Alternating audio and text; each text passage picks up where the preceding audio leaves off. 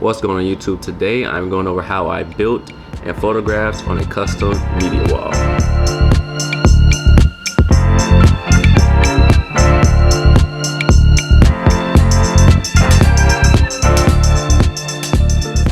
So media walls have been kind of viral and just super popular in the past couple of years in college and high school sports, and I really wanted to hop on that wave for the school that I work at.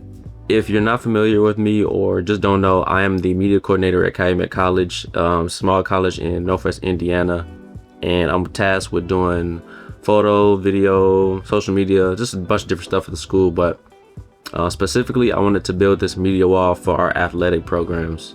This wall will eventually be used for media days, which is for this specific shoot, but also I can see it used for just photo ops at maybe graduation, student orientation, signing days, and just overall just a bunch of photo ops for people that visit the college. So with our wall, I wanted to stay on brand, and I went with like a symmetrical square look, but I'll get into more of the details and designs a bit later in the video. Now let's actually start off with the supplies, what you need, and basically just how to build it. So let's get right into it. So we started at Menards, but you can go anywhere, any hardware store, whatever's near you. But you're gonna need 2 sheets of 1/4-inch plywood, and that's gonna be the face of your 2 walls, okay? Then you're gonna need 8 pieces of 1x4 by 8 foot lumber, okay? Those are gonna be the stands for your wall and then the support beams for your wall as well.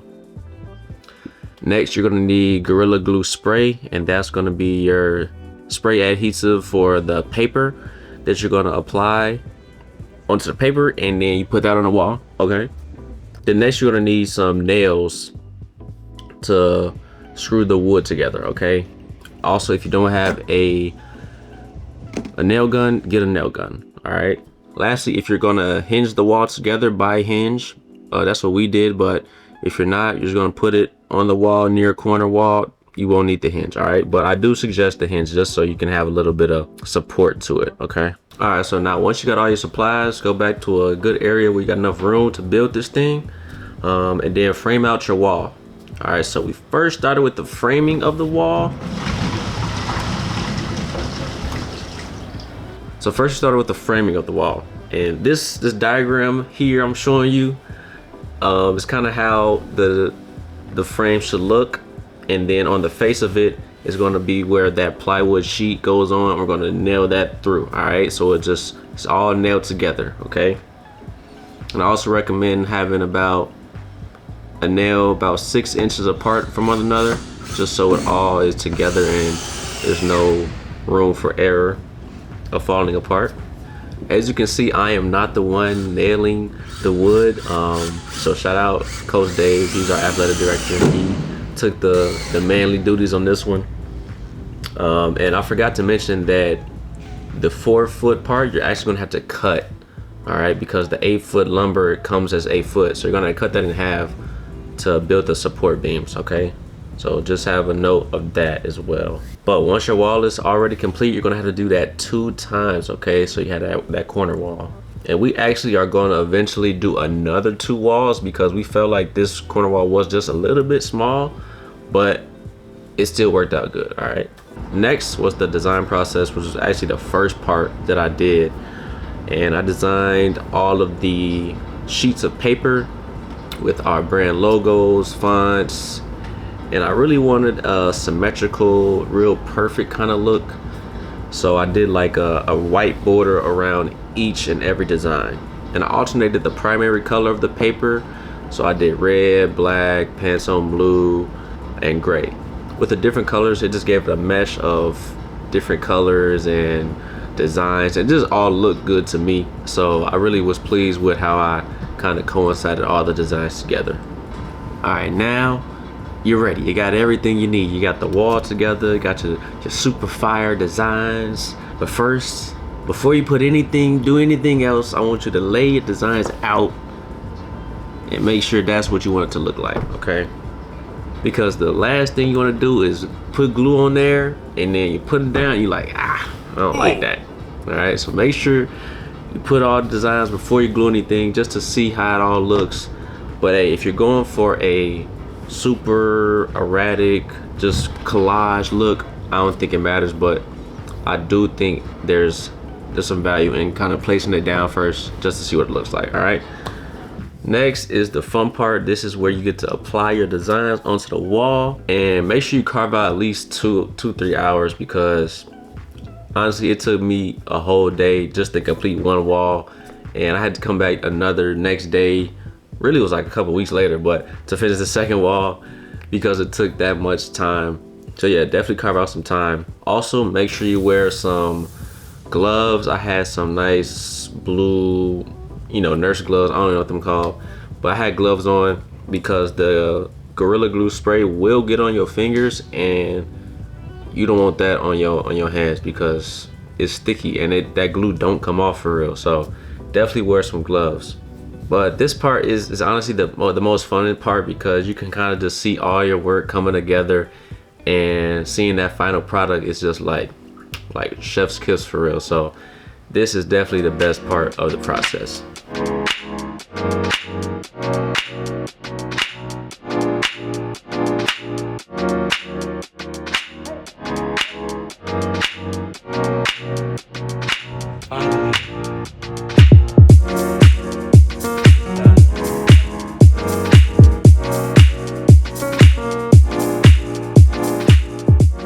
Yeah, so I'm super stoked how it came out. It just looks so good. Like it's just perfection, honestly. I just can't describe it any other way.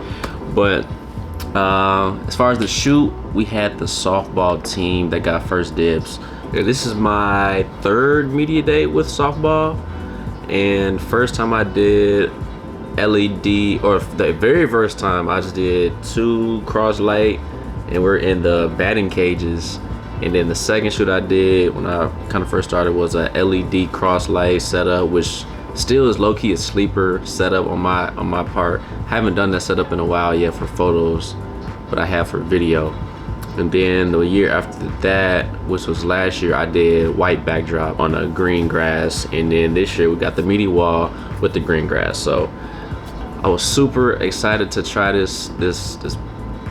media wall. And as far as lighting setup go for this, I literally just did one light, one big overhead 42-inch softbox light, because I wanted a little bit of shadow on the left side of the face or right side. I didn't want too much flat light. I like shadows in my images, so I just did one light overhead angled down 45 degrees. The images were super fun.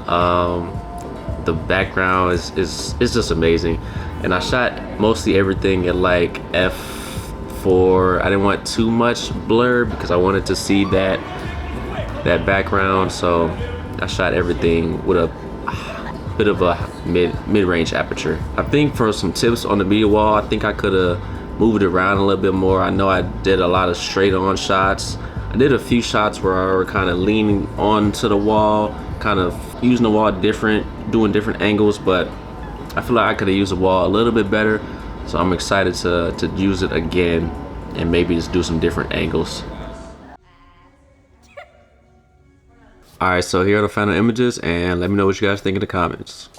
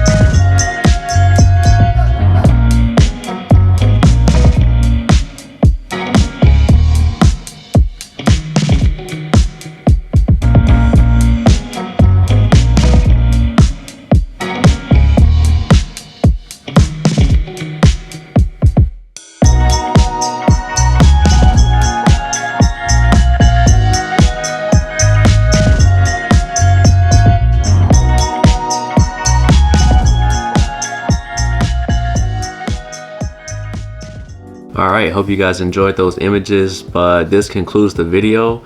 If you guys have any questions about the backdrop, my photography, anything, please let me know in the comments below. Also, all the links of the items and materials I used for this wall will be in the description as well. Thank you guys for watching, and I'm out, y'all. Peace.